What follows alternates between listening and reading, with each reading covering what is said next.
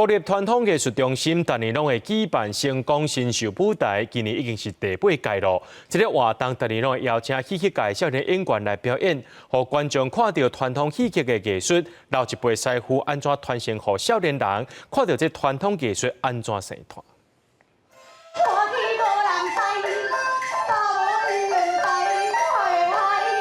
当咧舞台顶播歌戏出的是新生代戏剧演员郭婉如。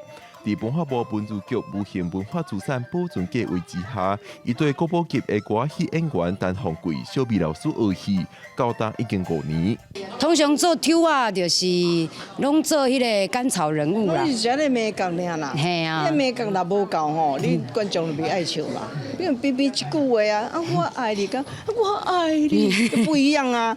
小美老师甲郭婉如拢讲，欢喜美感真济，每个动作、每一句话，若姿势、口气小可无同，观众的理解又着差真济。大家嘅生参师傅学戏拢真认真。国立传统艺术中心当年也会举办成功新秀舞台，传出戏剧新秀演员表演。今年有14个新秀演员欢喜予观众看，展现新生代的材料。阮当然希望讲，愈侪愈。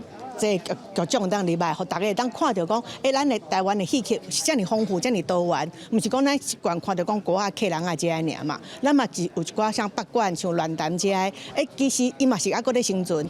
成功新秀舞台今年行到第8届，除了要互观众看到戏剧前辈安怎传承功夫和新生代演员，这摆也有真罕你看的乱弹戏、北管戏剧等等，展现台湾戏剧环境正咧多元发展，伫新时代继续传承。